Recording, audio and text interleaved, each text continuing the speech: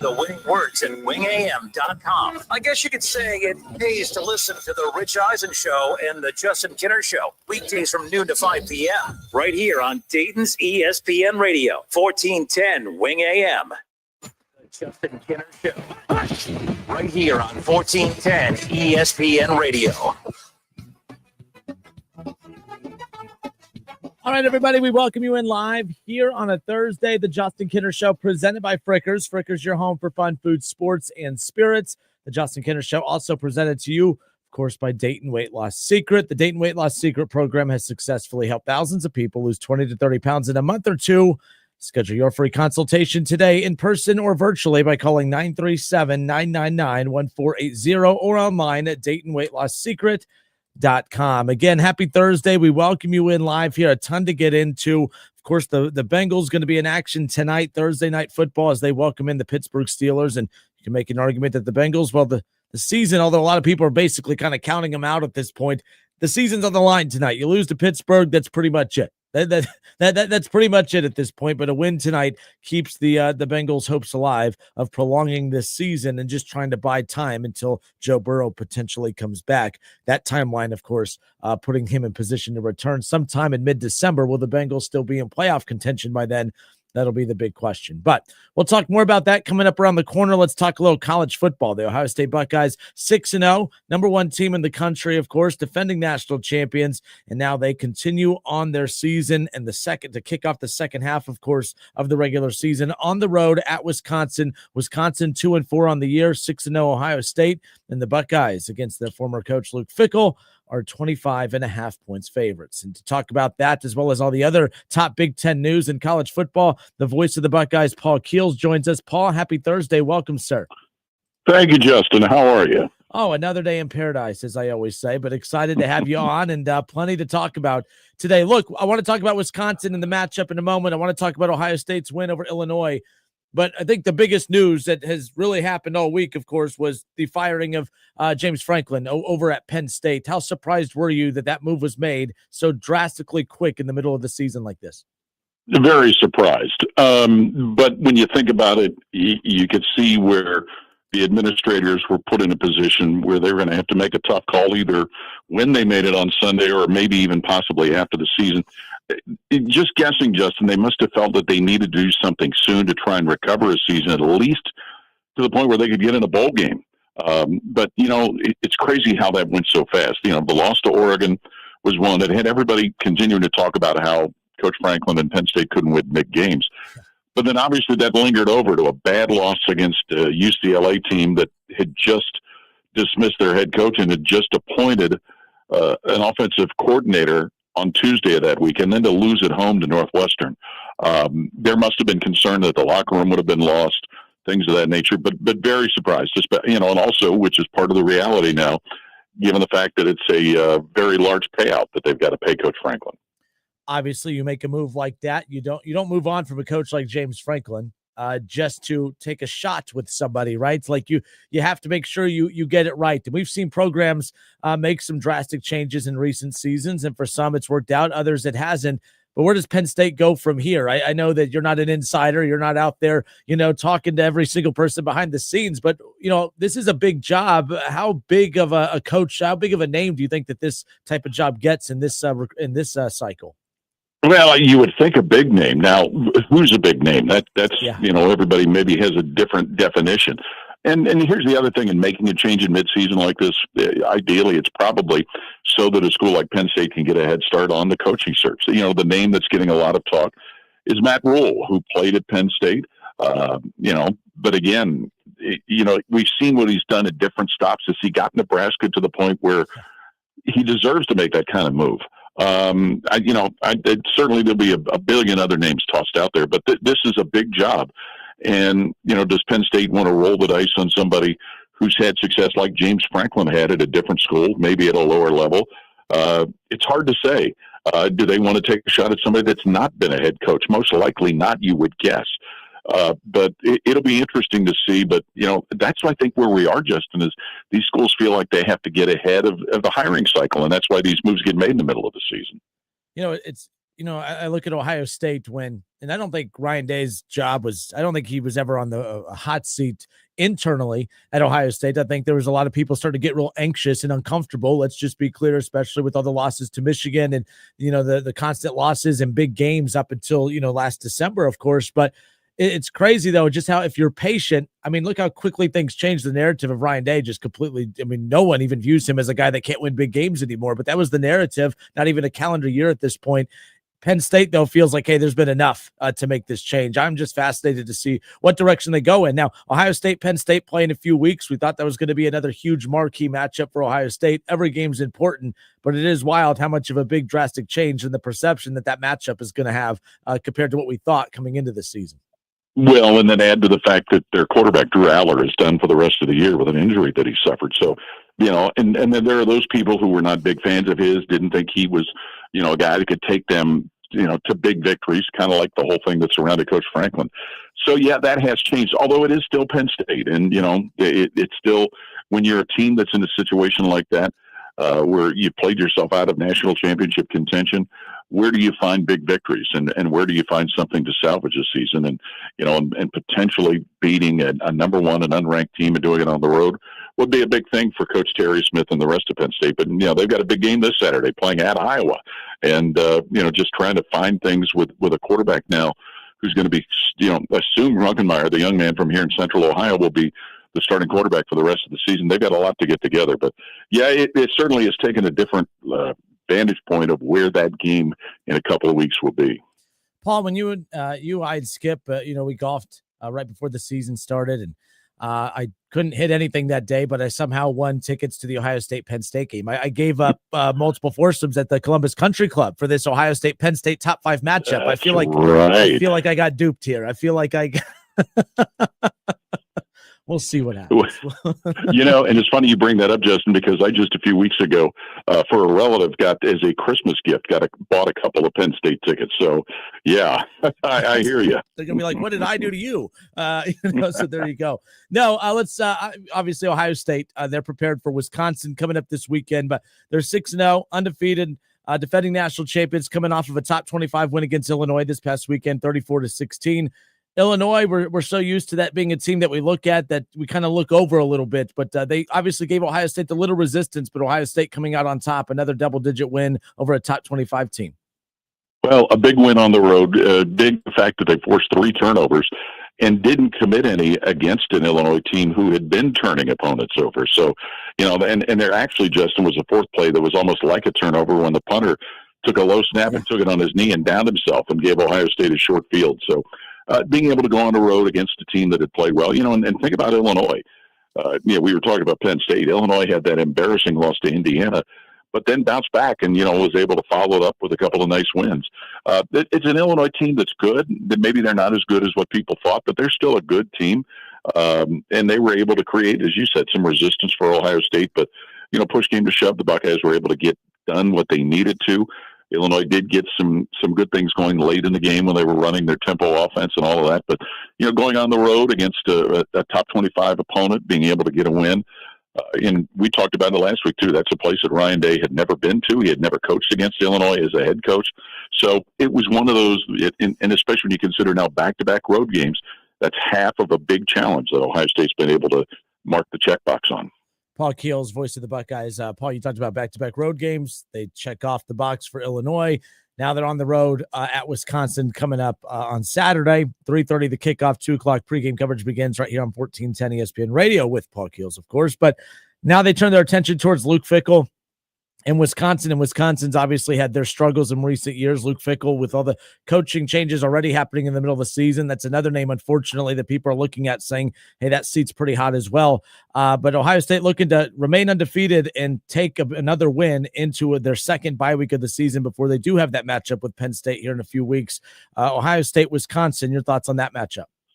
Well, it has traditionally been one of the toughest places to go play. They have great, passionate fans, but the problem now, there's blood in the water up there with how much they've struggled. They ended a streak of more than 20 years in a row not going to a bowl game last year, and really have just, what really has hurt Luke Fickell in Wisconsin, his 3 years there, the projected starting quarterback each year has been injured, and still no indication whether their quarterback, Billy Edwards, who transferred from Maryland, would even be possible to play this weekend. The last two home games, the Fire Fickle chants have been ringing around the stadium there at Camp Randall Stadium. They just have not been able to play the kind of football that in the last 25 years or so we've been accustomed to seeing Wisconsin play. They kind of tried to get back to the Barry Alvarez style of running the ball, pounding the ball. Turnovers really got them in trouble Saturday night. They're playing with a third string quarterback right now, and he threw 2 picks. Hunter Simmons did early in that football game. But as you listen to Ryan Day, like most any other coach would tell you, you got to be prepared despite their struggles. They're going to come out, feel like their back's against the wall, all of the cliches, and try and salvage a season with their best performance of the year. And there are people, not only that the seats warm out, there are people that feel like Luke Fickell right now is a walking cadaver. I was wondering when the news came about a coach being fired on Sunday that it was Luke Fickell and not James Franklin. They've got this game, another game, and then I think they have a bye. There's a lot of thought that if they're going to make a midseason coaching change, that it might happen then. It's unfortunate, especially for those of us that know Luke Fickell and are familiar with what he did at Ohio State as a player, as an assistant coach. He probably doesn't get enough credit for how he handled the 2011 season as head coach here at Ohio State. Was really hamstrung by a lot of things. But it's unfortunate the way that is rabbled. But if you're Ohio State, they've got to, as Ryan Day talks about, be concerned about themselves and go up there and take care of what they need to do to get ready for that second bye weekend. Paul Keels, voice of the Buckeyes, joins us every week ahead of the Buckeyes matchup coming up that weekend. It's Wisconsin this week. Paul, on the way out, just a couple Big Ten matchups. Your thoughts? USC 5-1, number 20. They're ranked 20th in the country. They're on the road at Notre Dame. I think we're kind of all just sitting back. We're respecting the work that USC is doing right now, but trying to decide just kind of where they fall in the pecking order of playoff caliber teams at this point. They get a big win at Notre Dame on Saturday. That puts them in that conversation for one of the top teams in the country, right? How big of a game is this for USC? Well, it's huge, and if they're able to win it, it pretty much knocks Notre Dame out of any thought of being an at-large team in the playoff field. But I think there's still a lot of questions, Justin, about USC. Where are they defensively? Even though they did a good job shutting down Michigan's running game last week, and it's my understanding Michigan may have had some injury concerns. But I'm not sure we know what USC is. Maeva, their quarterback, has played better as of late, but this will tell us a lot about them. And even though it's not a Big Ten game, it certainly is something that could go a long way to their candidacy of getting into the playoff field. And, in a road win that would give them some high value. Washington at Michigan, a lot of people have, I love when people say, the AP poll, it doesn't matter. It's a stupid poll. No one cares about it. But man, I'm so angry that this team's not in it, or I can't believe where this team is ranked. In the meaningless AP poll, Washington is not ranked right now, but they're 5-1. But they are on the road at Michigan this weekend, a noon kickoff. Michigan, a 5.5-point favorite in that one. Are you surprised Washington's not ranked? And how interesting will they become if they get a win at Michigan on Saturday? I am a little surprised that they're not ranked, and I think they've started to play better the last couple of weeks, getting a crucial road win at Maryland, a game they had to come from behind to get.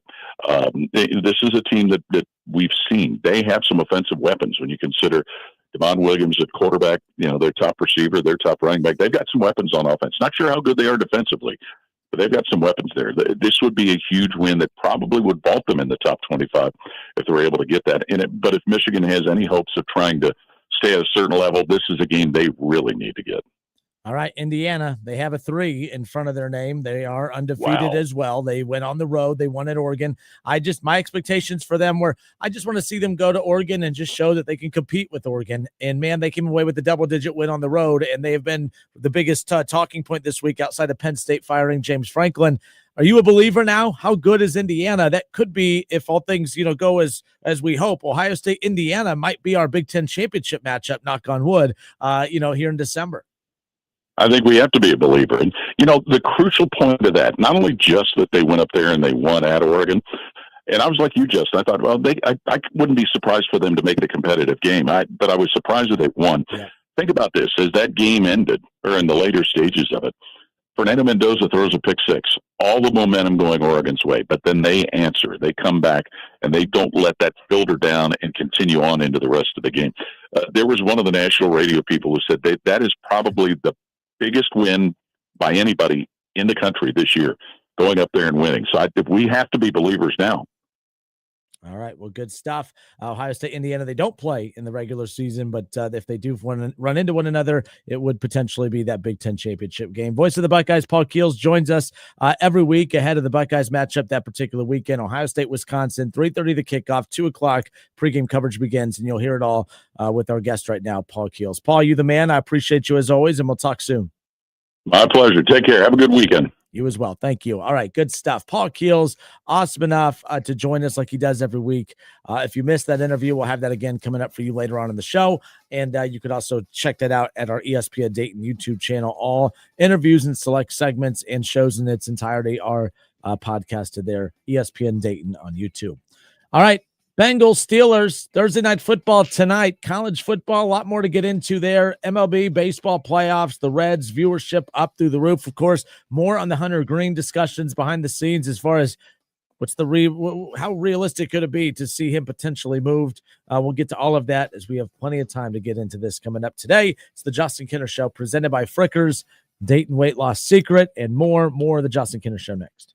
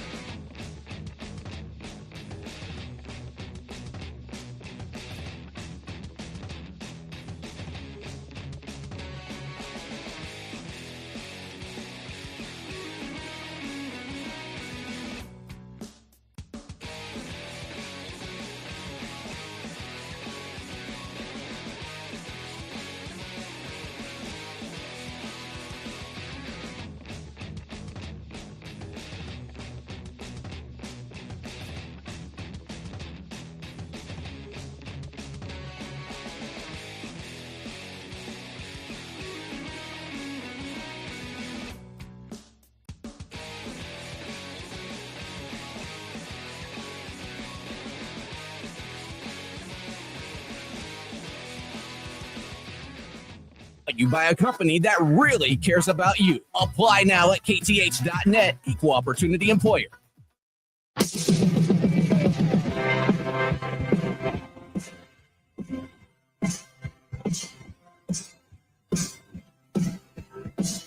All right, and we are back. It's the Justin Kinner Show presented by Frickers. Frickers, your home for fun, food, sports, and spirits. The Justin Kinner Show also brought to you by the Dayton Weight Loss Secret Program. The Dayton Weight Loss Secret Program has successfully helped thousands of people lose 20 to 30 pounds in a month or two. Schedule your free consultation with Dr. Justin and his staff today. You can do it in person or virtually by calling 937-999-1480 or online at DaytonWeightLossSecret.com.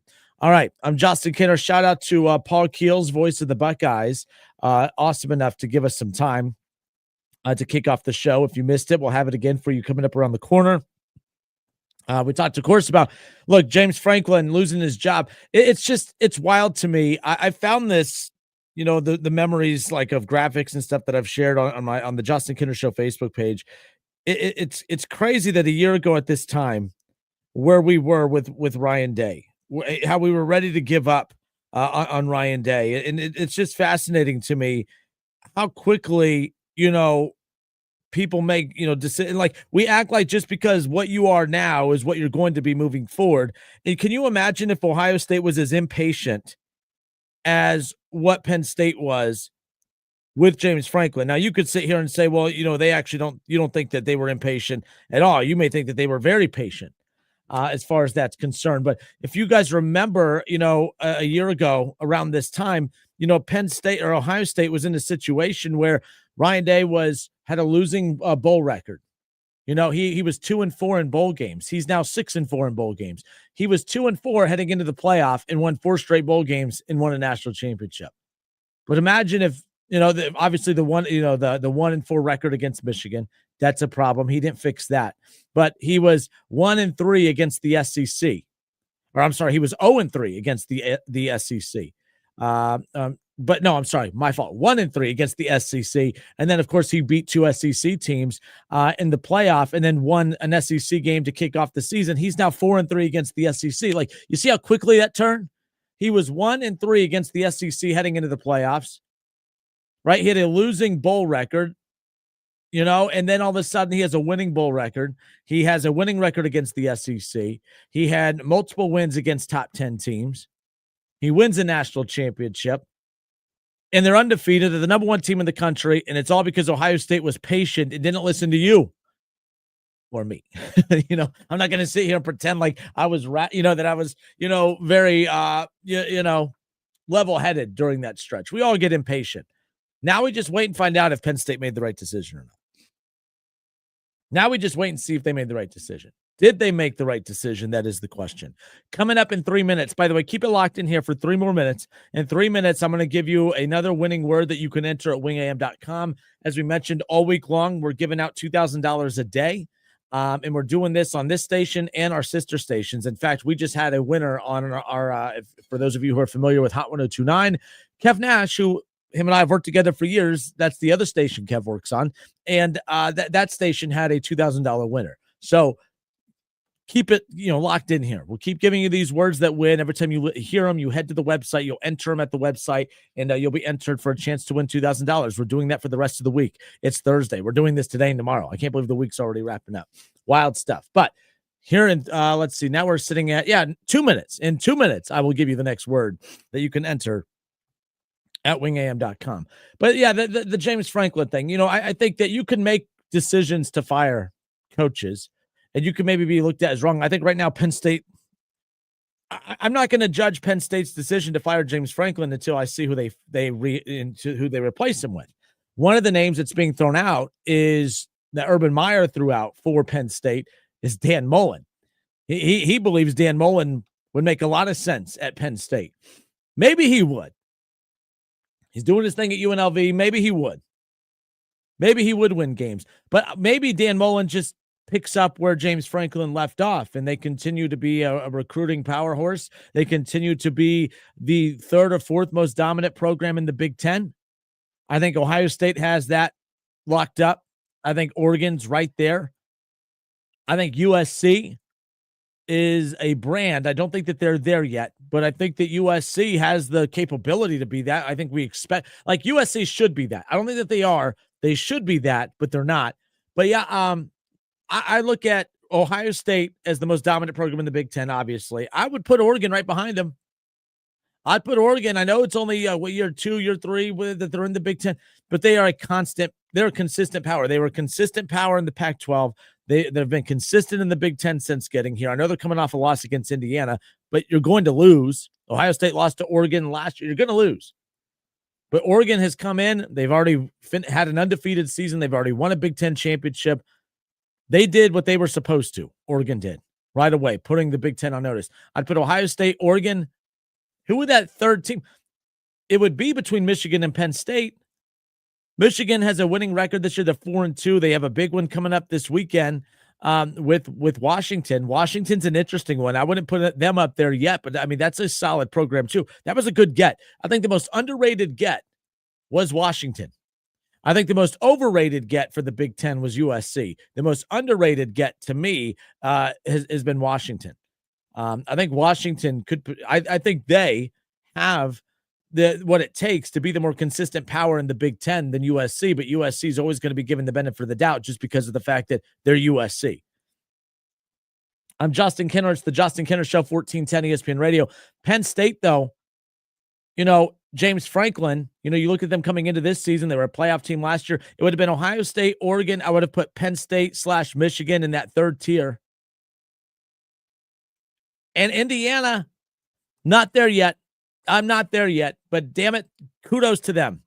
Kudos to them because they have earned the right to be talked about right now. Last year was it just a one-off? It's not just a one-off. This is year 2 with a different quarterback, with a whole new cast of guys. Kurt Cignetti, his coaching staff, I found out that this coaching staff, his guys, his coordinators, they've been with Cignetti since he was D2. That consistency, the way that they operate together, I think the Cignettis, I've talked a lot of Indiana football this week. I'm just obsessed with that story. I think that is the coolest story in college football. I think the fact that Vanderbilt is favored this week against LSU, it's the first time, and I forgot how the time span it was. First time in X amount of years that Vanderbilt has been favored over a ranked team. Like, we're seeing these non-traditional programs have outstanding runs right now. And I'm not saying that they have staying power, but they've stayed. Vanderbilt's been competitive for a few years now. Now, whatever competitive means to you might be different than mine, but the fact that they haven't been the laughingstock of the SEC for a few years, that's progress for them. Indiana hasn't just not been the laughingstock of the Big Ten for a few years. They've been a contender. They had one loss in the regular season last year. They're undefeated this year. They're the number 3 team in the country. They had a double-digit win, two top 10 wins. They've won by double digits over both their top 10 opponents this year, at least at the time that they faced them. I'm obsessed with the Indiana storyline. I am. I'm sorry. I'm not putting them at the top of the pecking order in the Big Ten by any means, but Penn State, who are they? What kind of program are they? I mean, I think Dan Mullen could come in if that is the guy that Urban Meyer pitched it on his podcast that he thinks Dan Mullen would be a great get for Penn State. I think Dan Mullen could come in, and I think Dan Mullen could get top 10 recruiting classes. I think Penn State could be consistently the 4th best team, 3rd best team in the Big Ten with Dan Mullen. But if you were going to settle for just constantly being second tier to Ohio State, if you're okay with just that, then you might as well have just kept James Franklin. You may as well have just kept James Franklin if that's the case. I don't think that you move on from James Franklin to go get a Dan Mullen. I don't think you move on from a James Franklin to go get a Matt Rule. I think you move on from a James Franklin because there might be something there with the Urban Meyer, with the Nick Saban. I'm not going to rule it out until I hear one of those two come out and say that they are absolutely not taking that job. I'm fascinated to see what route they go. I'm also interested in the Notre Dame route and going after Marcus Freeman. I'm very fascinated to see if that's the case. Is Penn State a better job than Notre Dame? I think the fact that Penn State's in the Big Ten, I think Penn State's a safer program than Notre Dame. If you are Marcus Freeman, you've already led Notre Dame to a national championship. The perception of Marcus Freeman before that was he was a guy that they continuously underachieved. All right. And I think that moving forward, Notre Dame is going to be looked at as a program that consistently underachieves as well, already with 2 losses.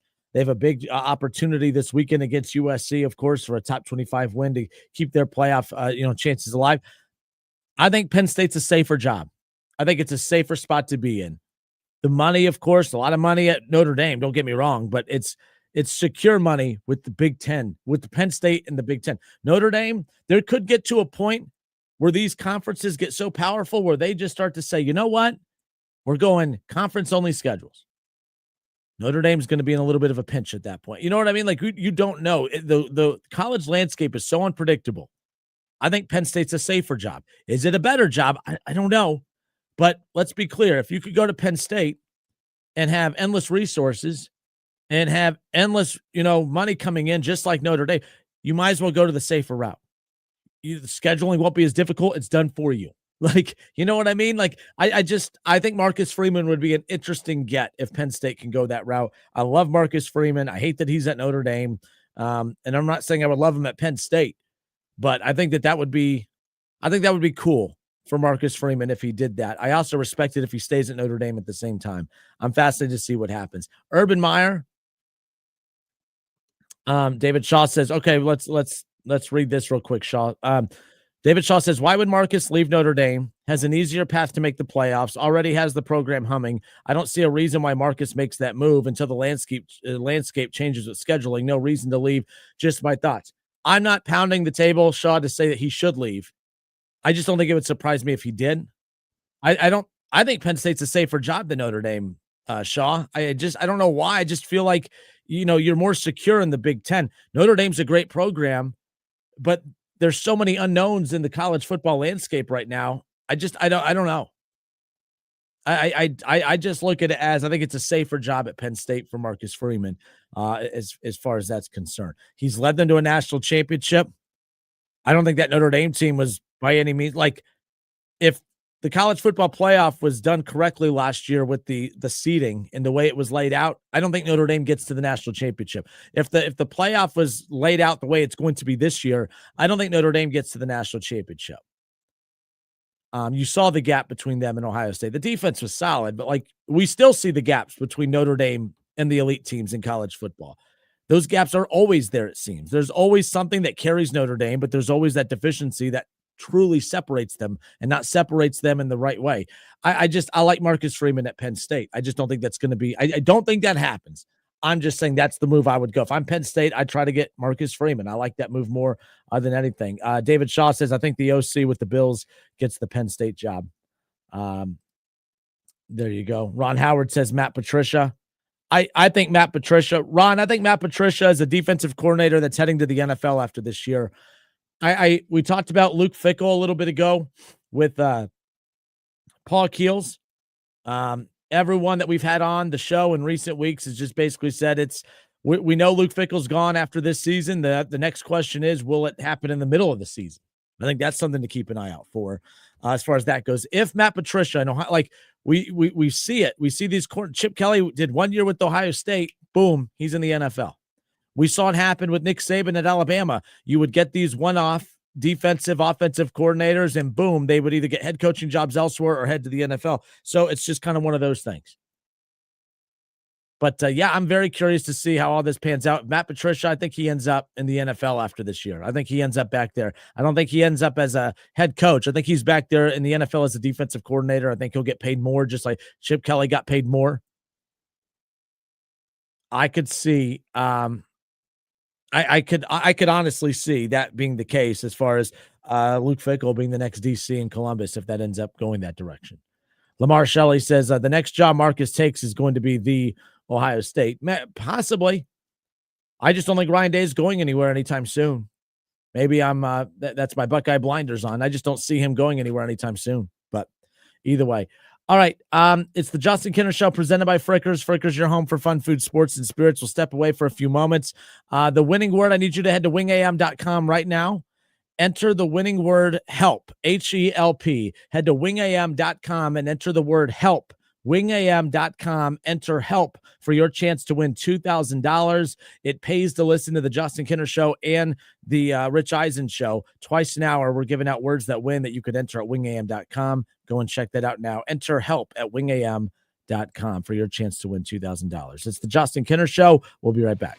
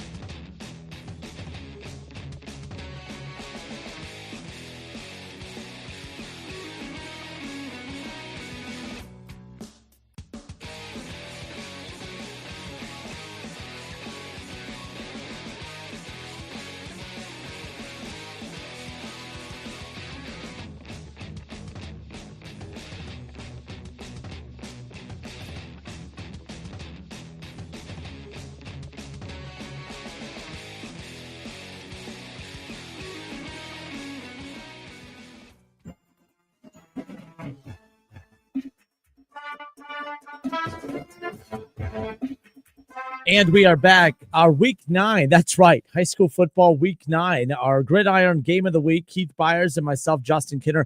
We will be at Fairmont tomorrow night as they welcome in Springfield. Fairmont and Springfield will go head to head. Fairmont is 3-5 on the season, but they're 3-2 in GWalk play. They're going to be welcoming in Springfield, who, guys, Springfield started the season 0-3, and it just they were losing competitive close games. It looked like it was going to be one of those, man, that it's going to be a season where they just learn from their mistakes and they'll build on this for next year. They started 0-3, and they're 5-3 right now. They've won 5 straight. All 5 of those coming in GWalk play, and they're looking to increase that winning streak to 6 tomorrow night at Fairmont. Fairmont 3-2 on the year, 3-5 overall right now. But again, cruising right now in GWalk play. This would be a huge one for Fairmont with the playoffs looming around the corner. How is it week 9 already? That's pretty crazy as far as that's concerned. But that's coming up tomorrow night. Fairmont welcoming in Springfield. That's our week 9 gridiron game of the week. College Football Hall of Famer Keith Byers and myself will be on the call for that coming up tomorrow evening. Wright State basketball, we are again about to kick off or tip off, if you will, another season of Wright State basketball right here on 1410 ESPN Radio. Coming up on Monday night at 8 o'clock, it's the CareSource Classic, by the way. It's the CareSource Classic at UD Arena. Dayton and Penn State will be playing next week. You'll also get a chance to see Northern Kentucky and some local schools as well. But Wright State and Ohio will play one another in an exhibition game at UD Arena on Monday night. Okay, so it's kind of weird. Wright State playing at UD, but not playing UD, whatever. But it's for a good cause. It's the CareSource Classic, Monday night, 8 o'clock. Wright State and Ohio will tip off, and that's part of the CareSource Classic, an exhibition game for both. UD and Penn State will play in the same thing. They'll just play the next they'll be playing that week as well. So all of that coming up this weekend. So just keep that in mind. We have tickets for the CareSource Classic. We'll be giving those away coming up here shortly. I'll tell you how you can, if you have interest in those, we'll be able to get those out to as many winners as possible for this coming up weekend. We are Dayton's radio home for Wright State basketball, yes, but also Ohio State football and basketball. But football will be in action coming up on Saturday as Ohio State hits the road to take on Wisconsin. That's a 3:30 kick. It's a 3:30 kick with 2 o'clock pregame coverage beginning right here on 1410 ESPN Radio. And, of course, on our sister station, Z93. How about Z93? That's been a lot of fun since we've brought that back here in the city. So it's been pretty neat nonetheless. But, all right. 937-518-1410. We'll get your calls. I have a couple of people on hold I want to get to in a moment. As far as our cash contest is concerned, it pays to listen to the Rich Eisen Show and the Justin Kinner Show twice an hour, giving out words that win. You enter them at wingam.com. We have 10 minutes left. You can head to wingam.com and enter the winning word help. Enter help at wingam.com for your chance to win $2,000. You have 10 more minutes to enter help at wingam.com.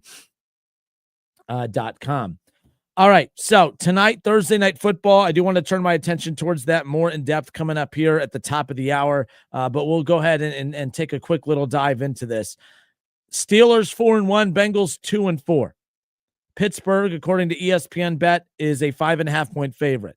Right now, it appears as, unless I haven't seen anything official, but it seems like it's doubtful that Trey Hendrickson is going to play tonight. And the trade deadline is 3 weeks away. I forgot that they moved the trade deadline back, which I like. I like that, you extended the regular season. You should push the trade deadline back. I still think the trade deadline, honestly, should be pushed back even further. I think that the trade deadline should come, honestly, let's see, I'd say at the end of November. I would say that you should not have the trade deadline until the end of November because I just feel like there's a lot of teams right now that just don't know who they are. You look at the standings and, when you look at the playoff standings right now, Jacksonville's 4-2, Denver 4-2, Kansas City 3-3, Tennessee, the Texans and the Bengals are both 2-3 and 2-4 respectively. I bring this up because a lot of these teams don't know who they are. Mathematically, the Bengals are just 2 games out of a playoff spot. And they're in a position where they got to decide, if they win tonight, they're 3-4, but they still don't know if they're going anywhere. So they have to decide, man, do we trade Trey Hendrickson? But what if we catch fire and win a bunch of games? Then we're going to look foolish for moving on from Trey Hendrickson. Like, do we not move him? I hate that the trade deadline is at this point. If you wait and you push that trade deadline back to the end of November, I think that's a much safer time to do it. A lot of teams, like you could say, you know who the Bengals are right now. You could say a lot of things, but the bottom line is because there's so many teams that have similar records, there's still more time. You know what I mean? Like there hasn't been a separation between the playoff teams and the Bengals at this point. The Bengals are still very much in this thing mathematically, but they win tonight. They're 3-4, a game under 500, and they're right there. But even right there, even a win tonight, I think a win tonight confuses the Bengals more. I'm not saying it's a bad thing to win tonight, but I do think that the front office, I'm not saying that they're hoping for a loss. I feel like the Cincinnati Bengals front office, though, is saying if we lose tonight, all right, this season was kind of shot the second Joe Burrow got hurt anyways. We're now 3 games under 500. We haven't won a game since losing Joe Burrow. Let's go ahead and move on from Trey. Logan Wilson, we're not even starting anymore, which is kind of a wild move. Let's go ahead and trade him. So you know what I mean? It's just kind of one of those, like, I think as dumb as this sounds, and I'm not trolling or anything, a loss tonight makes the front office's job easy. A win tonight makes things a little dicey. It just makes them, it clouds their judgment a little bit. Should we trade Trey Hendrickson? I don't know. We just won. We're still in this, but are you? You are. But if you lose tonight, you know you're out of it. It makes it easy. Buy Logan Wilson, buy Trey Hendrickson, acquire some additional draft picks. You could at least maybe get a second for Trey Hendrickson. I saw today that ESPN put out a list of checking in on 5 NFL. It was a list of the trade possibilities coming up as the trade deadline's just 3 weeks away. And one of the trades that was suggested in there was the Bengals trading Trey Hendrickson to the Detroit Lions in exchange for a second-round pick. This came out a little bit ago. ESPN's Ben Baby, about a half hour before the show. Bengals defensive end Trey Hendrickson is expected to be out Thursday night against the Steelers, a source tells ESPN's Jeremy Fowler. Now, he's listed as questionable as right now for tonight's game due to his hip injury. The source told Fowler that Hendrickson is hopeful to return for the Bengals' Week 8 game against the New York Jets, which that's what makes tonight's game against Pittsburgh so important, is because that Jets game is more than winnable. You could win, like you could beat the Jets. And if you beat the Steelers tonight, you're 3-4. You beat the Jets, you're back to 500. Now you're cooking. So I say all of this to say tonight is such a massive game. And I can't tell if, because of the trade deadline being where it's at, it needs to be moved back. I think that this hip injury may not be as big a deal as what they're making it out to be. I think that the Bengals are being extra cautious, saying, hey, doctors probably would clear you to play, but we don't really want you to play because we want to trade you. And if you're even slightly banged up, we don't really want to risk you going out there and getting extremely beat up and then us not being able to trade you. And if I'm Trey Hendrickson, same thing. I don't know if I want to go risk it on it for a 2-4 team.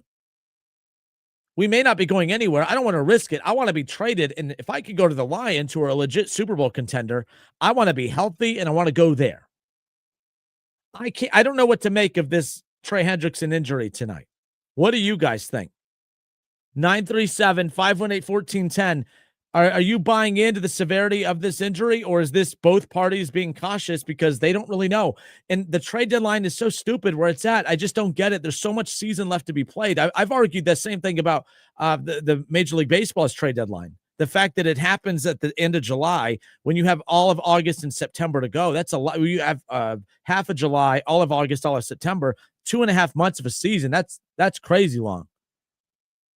I feel like baseball's trade deadline should be the end of August, and then every team heading into the final month, you make your final trades, and it's a sprint to the finish line.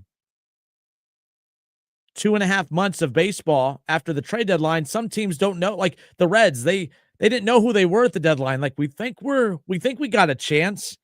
I guess we got to make a move because I think we have a chance, but I also think we don't have a chance. I don't really know. 2.5 months is a long time. The Reds, I don't think they make the moves that they did at the end of August that they made in the middle of July. Now, it worked out for them. That's besides the point. As far as I'm concerned, though, move that trade deadline back, and I think the Bengals would be less conflicted about what to do tonight. I don't know the severity of Trey Hendrickson's injury. I feel like it's both sides being cautious as far as that's concerned. I truly believe Trey Hendrickson wants to get the hell out of Cincinnati. He technically has been begging to get out of Cincinnati for 2 years. By the way, he likes playing in Cincinnati. It's not like he hates Cincinnati. He just feels disrespected by the front office. But hey, you know what? It's not working. This team's not going anywhere fast right now, as far as that's concerned, and he wants out, potentially. Maybe that's what this is all about.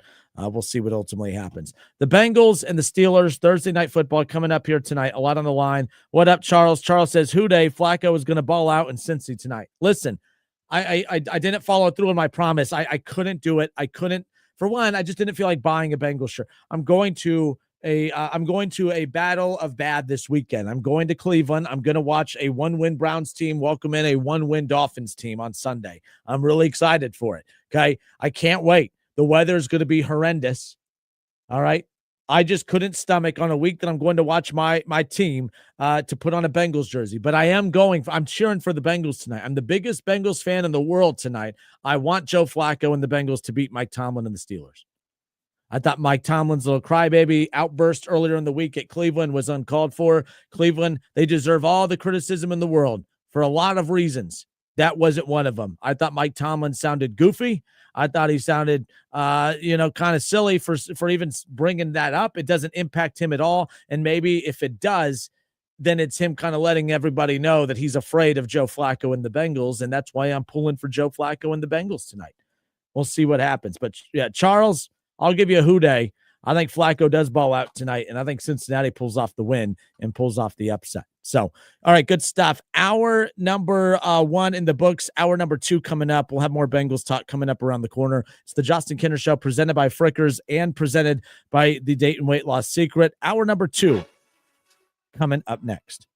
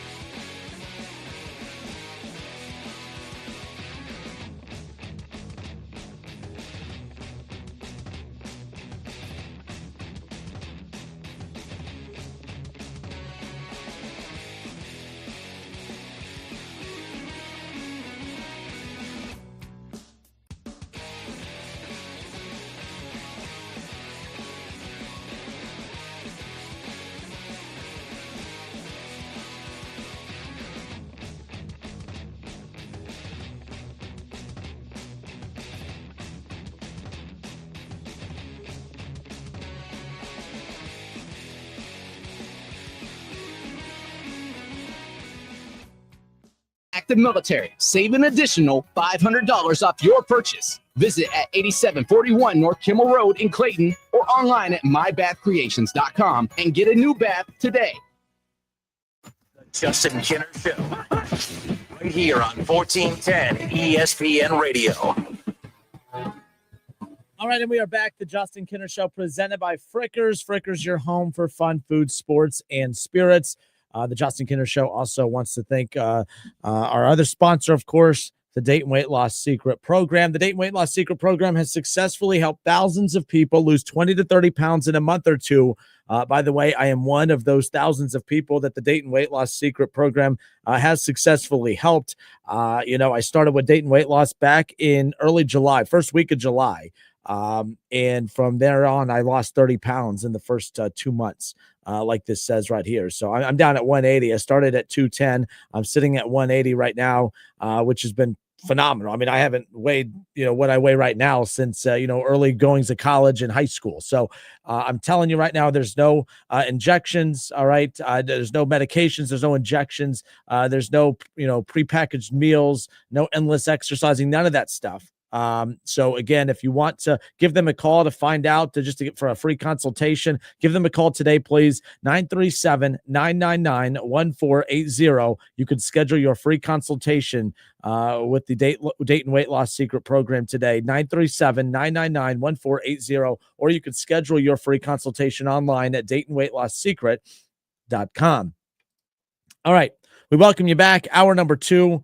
Paul Keels, how about that? The voice of the Buckeyes. I had a good time chatting and hanging out with him in the last hour. If you missed our conversation, we talked about the firing of James Franklin and the direction that Penn State goes from here. And Kurt Cignetti in Indiana, they're for real. Paul Keels says we don't have a choice. We have to be a believer in Indiana. We talked about that, as well as Luke Fickell's future in Wisconsin. Will he last the season?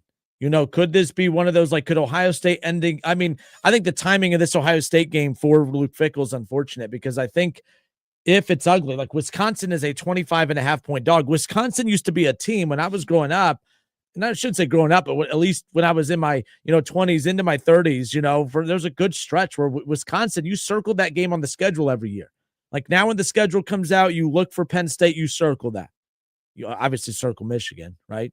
We're at the point now where you look for Oregon. If they're on, you're going to circle that. There's, Washington. I think I'm going to start adding them to that list. I think Washington's a hell of a program. I'm going to start circling that one. Wisconsin used to be that team. Wisconsin's no longer that team. I mean, a 25.5 point line. It's wild how drastically things have changed in college football, where you have Illinois as a 15.5 point dog. You know what I mean? We expected a dogfight with Illinois. Last year against Indiana, we didn't truly believe them, but it was like a 15-point line. I thought that was ridiculous. I thought Ohio State was going to blow them out of the water. They blew them out. It was a little close and ugly in the first half. But we're seeing non-traditional schools build themselves up to be more of a pain in the ass to Ohio State than the teams that we're accustomed to see be problems for Ohio State. I mean, heck, there was a stretch where Michigan State was a team that I would circle growing up. They're no longer a threat in the Big Ten. Wisconsin's no longer a threat in the Big Ten. I mean, we're literally at the point where I have more respect for Illinois and Indiana as football institutions than I do Wisconsin and Michigan State and others who were for the longest time, contenders in the Big Ten. No longer the case. That's no longer the case, at least as of right now. We know how quickly things can turn around in college football. 2 years ago, I never would have thought we would see a number in the top 10 in front of Indiana's name, and they're the number 3 team in the country. They're undefeated. They have 2 top 10 wins, and they've beat both of their top 10 opponents by double digits. They've beat the 2 top 20, the 2 top 10 wins that Indiana has. They've won by a combined 70 points. That's crazy when you really think about it. When you combine the win totals. All right, when you combine the wins that Penn State or that Indiana has had over, Oregon and Illinois, they won, and both of those were top 10 opponents. They won by a combined 70 points. That's just strange. It's unfortunate for the timing of this for Wisconsin, because I think that, it's going to be Ohio State that gets Luke Fickell fired. Wisconsin is 2-4. They're 25.5 point dogs. I think Ohio State. I think they more than cover this one. I mean, maybe not. 25.5, that's a lot. That's a lot. That's the line that we saw for Ohio State early in the season when they played Ohio. Right? Like when they played Ohio, when they played a bad Minnesota team, it was a 22.5 point line. Like when Wisconsin is a 25.5 point at Wisconsin, what would this line be if this was in Columbus? I think that Luke Fickell is hanging on by a thread at this point in Madison. And I just think it's going to be one of those things where if Ohio State covers and they blow the doors off, I could see this getting really ugly. I could see potentially Luke Fickell not only being fired at the end of the season, potentially being let go right here in the middle. Because here's the stretch that's coming up. Wisconsin's done for. My goodness. Guys, have you seen this? Oh, my God. I didn't even realize this. Okay. Here's what's ahead for Wisconsin. Luke Fickell's not going to see the end of the season. There's just no way. Guys, they play Ohio State Saturday. 7 days later, they are at Oregon. Then on November 8th, they are at home against Washington. Then they are at top 3 Indiana. They play top 10 teams in 3 of the next 4 weeks, and Washington is a top 25 team. I don't give a damn. They don't have a number in front of their name. Washington's a good football team. Illinois has been top 25 all season, and they gave Ohio State a good push, right? Like they're playing number 1 Ohio State, number 8 Oregon. Washington should be in the top 25. They're 5-1. Indiana is number 3 in the country. So they're playing Ohio State at home, at Oregon, at home against Washington, at Indiana. Then they have Illinois at home in the second to last week of the season. And then they could finally take a breath with Minnesota to close it out. And they may not win that game. That's brutal. Luke Fickell, man, you should have stayed at Cincy. You should have stayed with the Bearcats. And the likelihood, I kept predicting that Luke Fickell was going to get canned at the end of the season. And I also thought that Cincinnati was going to move on from their head coach after this season as well. But you got to give UC credit because UC is kind of doing their thing right now. And they're sitting in the top 25 as we currently sit right now. You know, I mean, you got to give Cincinnati credit. They're doing what they're supposed to, and they're in the top 25, and they're one of the top teams in the Big 12. I don't know what that means for the Big 12, but, you know, it's just kind of one of those things where the Cincinnati Bearcats are doing their job as we currently sit here right now, and you got to give a lot of credit to their head coach at this point for doing what he's supposed to. So I'm fascinated by that little dilemma there because Satterfield I thought was going to be canned at the end of the year. I thought we were going to see the end of Luke Fickell in Wisconsin, and then I thought we were going to see what we saw. Scott Frost got fired from when he went, of course, to Nebraska. He gets canned, and he goes back to UCF, and he's having success at UCF. And I thought Luke Fickell would get canned at Wisconsin. I thought he'd go back to the Bearcats, but Satterfield, he has the Bearcats in the top 25. What more can you ask for? Cincinnati lost week 1, 20-17 against Nebraska. But since then, I mean, you look at after they lost to Nebraska, they blew out their non-conference opponents by a total of 104-20. And they've, won every game since. They just won their rivalry game against UCF and Scott Frost this past weekend. Now we'll find out a little bit. They're going to be at Oklahoma State, who, this Oklahoma State's in shambles right now.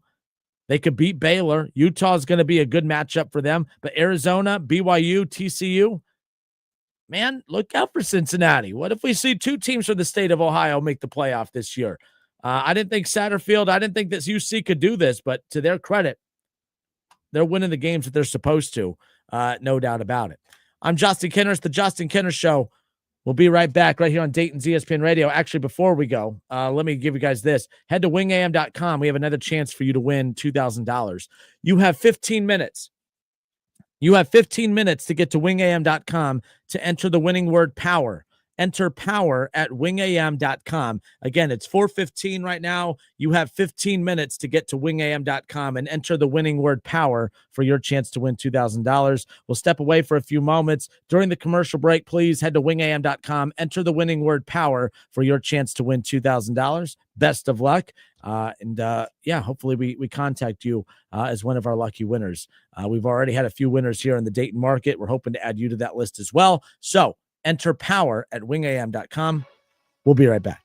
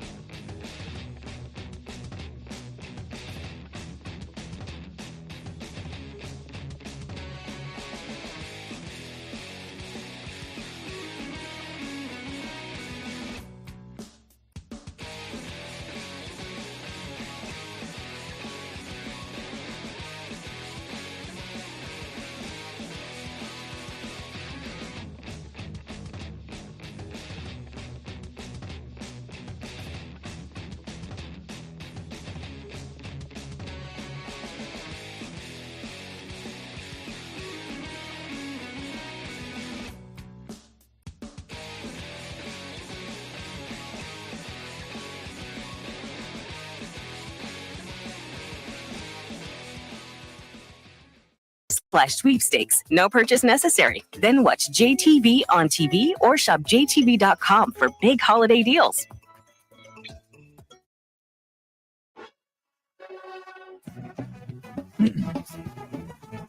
All right, and we are back. Justin Kinner with you here, Dayton's ESPN Radio, 1410 Wing AM, 937-518-1410. So we'll get into our conversation with Paul Keels more coming up in just a moment. We talked about Kirk Cignetti at Indiana. We talked about Penn State and the potential candidates that you could see take James Franklin's job that's now vacant over with the Nittany Lions. Kirk Cignetti, though, while James Franklin's being talked about for all the wrong reasons, Kirk Cignetti is getting talked about for all the right reasons. And I thought this was pretty cool because everyone's talking about, Penn State going and plucking some coaches. I expect some announcements of coaching salaries kind of going up. I expect some extensions for some coaches coming up. And the thing is, this happened. This is how, Florida State got into the mess that they did with Norvell because the Alabama job opened up, right? There's a lot of coaches that got nice extensions.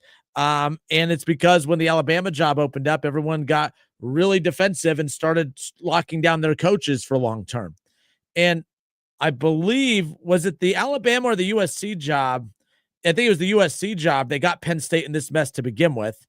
When it came to this long-term contract and all the guarantees and the expensive buyouts and all this stuff. So look, we know the highest paid coaches in college football. Kirby Smart making $13 million a year.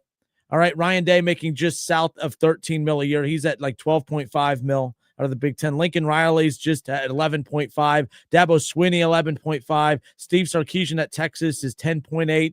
Dan Lanning at Oregon, 10.4. Kalen DeBoer, who goes to Alabama, gets 10.25 right off the rip. LSU's paying Brian Kelly 10.2 mil. Bill Belichick at North Carolina is getting paid 10 mil a year. Lane Kiffin at Ole Miss getting 9. Those are your top 10 coaches as far as that's concerned. Now, Ryan Day, Lincoln Riley, Dan Lanning, the only 3 Big Ten coaches in this list, at least as of now, because that's about to change, right? James Franklin was making 8.5 mil. So with this Penn State job opening up, there's a lot of talk about who could be the next Penn State coach. One name that was thrown out was, could they go within the conference and pluck Dan Lanning? Could they go get Marcus Freeman out of the conference from, Notre Dame? What about Kirk Cignetti? Indiana? Well, in the words of Lee Corso, they said, not so fast, my friend. Breaking news. This just came out moments ago that Indiana and Kirk Cignetti have agreed to a new 8-year, $11.6 million contract through November 30th of 2033. So with Kirk Cignetti right now making the money he is, so at 11.6 mil, all right, he is the 3rd highest paid coach in the country. You have Kirby Smart, you have Ryan Day, and now you could put Kirk Cignetti as we sit here right now. As of October 8th, 2025, the highest paid coaches in college football, it was Kirby Smart, Ryan Day, Lincoln Riley, Dabo Swinney, Steve Sarkisian, 1, 2, 3, 4, and 5, Dan Lanning, Kalen DeBoer, Brian Kelly, Bill Belichick, and Lane Kiffin in 6 through 10. What's crazy is, and I'm going through this. So Deion Sanders is getting just south of 9 mil a year. He's doing fine. James Franklin was getting 8.5 mil. I'm looking. I just saw Luke Fickell, so I said I'm looking. Sorry, but Luke Fickell's making 7.8 mil over at Wisconsin. But Marcus Freeman, it's crazy. He leads Notre Dame to a national championship. Guys, Marcus Freeman's making 7.5 mil. Everyone out there that's saying it's crazy that there's no chance that he'll leave Notre Dame to go to Penn State. Listen, okay, he is going to get a pay raise at Notre Dame. But is Penn State willing to pay more? The fact that Kirk Cignetti, who last year made the playoff, okay, and got blown out by Notre Dame, got blown out by Ohio State, and he's already making more than one of those coaches that blew him out, including one of those coaches that led his team to the national championship game last year. Good for Indiana. Indiana is showing that while everyone looks at Indiana and you think of, you think of them, you think of basketball, think of Bob Knight, that they're a basketball school. I think Indiana right now is trying to convince you that, hey, we love our basketball. All right.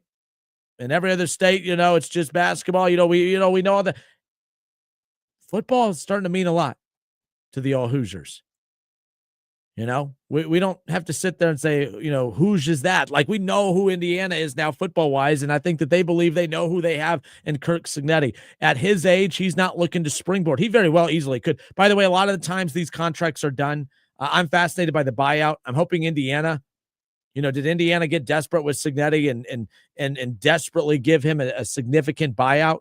I think that this is going to be one of those situations where the only way Indiana and Cignetti break up is he breaks up with them. I don't think they can afford to break up with him. I guarantee you the buyout on this is ridiculous. And unlike Penn State and some of these others, I don't know if Indiana's positioned to be able to afford those. But I don't think they're worried about a buyout. I think they're confident that they're trending in the right direction. But the fact that Kirk Cignetti comes in now at number 3, Kirby Smart gets $13.2 million, Ryan Day $12.5 million, and now Kirk Cignetti, the highest paid coach, or the third highest paid coach in college football at 11.6, just a point above Lincoln Riley at 11.5. He gets paid more than Dabo Swinney, who's won multiple national championships. So fascinating. He gets paid more than Dan Lanning, who led Oregon, who he just beat, by the way, who led Oregon to an undefeated, Big Ten championship last year. Interesting stuff. Let's go to Adam. Adam, we just lost Adam. Adam, call back. We'll get you back on here, buddy. Sorry about that. But nonetheless, I think it's fascinating. I don't think it's that crazy that, that Penn State can go hard after Marcus Freeman. Like I said, I had to scroll all the way down. I had to go all the way down to find Marcus Freeman on this list. He's going to have to get an extension at some point, and I think now we're going to start to see these extensions come out in the middle of the season. These are not going to be extensions that happen at the tail end of the season. Marcus Freeman, 25, now 26 coaches make more than he does as we sit here right now. I mean, Marcus Freeman and Jonathan Smith at Michigan State, Pat Narduzzi at Pittsburgh, Kirk Ferentz at Iowa, Sonny Dykes at TCU, they all make the same. Jonathan Smith hasn't done anything at Michigan State. Pat Narduzzi, he's doing a doozy of a job over there at Pittsburgh, right? Kirk Ferentz, I don't even think he knows what the word offense means. Sonny Dykes at TCU, great job there. But Marcus Freeman should not be in the same financial category as those guys, and that's just the case. Notre Dame, all this money. They don't have to split money with all these other teams. They're so rich, this, that, the other. Marcus Freeman just led you to a national championship game. He should be getting paid more than that. Adam, sorry, I know you tried to call, but thank you for messaging into the show. Adam says, Penn State might not be the most sought-after coaching job in the next month. What other job do you think could be that, Adam? Like, what's another job that you think would do, like, when it's all said and done, this coaching cycle, what job is going to be the most intriguing? I think it's Penn State as of right now. I don't think could USC be a job that opens up? Right now USC is a top 25 team. Right now USC's only one loss. They're coming off of a big win last week, and now they have Michigan this week. Adam Selzner says LSU if they fire Brian Kelly. And that would be an interesting stretch. LSU had won 3 national championships with 3 different coaches. They had 3 straight coaching changes where all coaches won. Ed Orgeron won a national championship. Obviously, we know Nick Saban won a national championship, right? We know West won that. Like, they had 3 straight coaches that won a national championship at LSU. We know it could be done there. Nonetheless. So Brian says Florida. Is Florida a better job than Penn State? I'm not saying you're wrong. Gun to my head, I don't know what I would answer there. I think Florida, just because we've been brainwashed to say, well, it's the SEC job, it's better. Florida, it's better. Florida hasn't been relevant since Urban Meyer. And this isn't a shot at Urban Meyer because I love Urban, but like, Utah has proven they can continue winning post Urban Meyer, right? And Ohio State has definitely proven they can continue winning post Urban Meyer. Like, Urban doesn't leave and programs fall apart. Urban is a culture builder. He also is a culture destroyer at times. I get that. But Urban brings out the best in every program that he's at. But he also doesn't, like, Every time he leaves a program, they're all fine. The only one that wasn't fine was Florida, which means Florida, how healthy of a program are they? How healthy of a program is Florida? I don't know. I kind of say Penn State's, all things being equal, I would take Penn State over Florida as far as being a better job. Penn State has consistently been a power in the Big Ten more than Florida has in the SEC. And it's constant coaching changes at Florida. Penn State bounced back from one of the most horrific and gross scandals in sports history. It had the strength, it had the foundation to bounce back from that and to rebuild. Florida is a mess. I don't think Florida's a good job. I don't think it's a great job. I think it's a good job. I don't think it's a great job. And Brian, I'm not like debating. I'm not even saying you're wrong. I'm just saying for me, I'm just not a big Florida Gators guy. Brian Hyatt said if they get the right coach, recruiting could be way better. Possibly, yeah.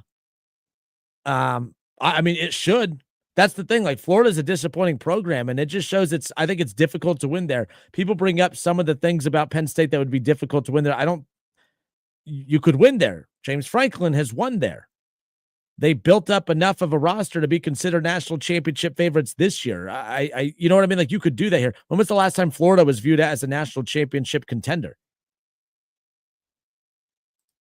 Adam responds with LSU fired Ed Orgeron within 3 years of winning the college football playoff national championship. Kelly hasn't even made the playoff. Oh, I'm not even advocating that they should fire him. I'm just saying, like, it's kind of crazy. Like, that's what's made Kelly, his performance at LSU so disappointing, is because, like, LSU is proven to be a healthy program.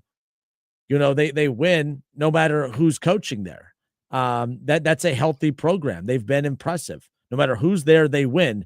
I think that's pretty cool. Ohio State's a healthy program. You know, whether it's Jim Tressel, whether it's Urban Meyer, whether it's Ryan Day, you know, from the 2000s to now, over the last 25 years, 3 coaches in Columbus, all 3 of them have won a national championship. I think Ohio State has the healthiest program in all of college football. Like, you need Ryan Day to do his job. You need Urban to do his job. You need Jim Tressel to do his job. But Ohio State is such a healthy program. I'm not saying the coach doesn't matter, because you have to get the coach right. But that program is so damn healthy that they are a contender no matter who's coaching. Nick Saban left Alabama. Like, we thought Alabama was the healthiest program in the country. No, they just had the best head coach in the country. Like, they were so Nick Saban dependent. I love Ryan Day. I love the job he's done. I just don't think I don't think Ohio State, and I don't think the city of Columbus is dependent on Ryan Day.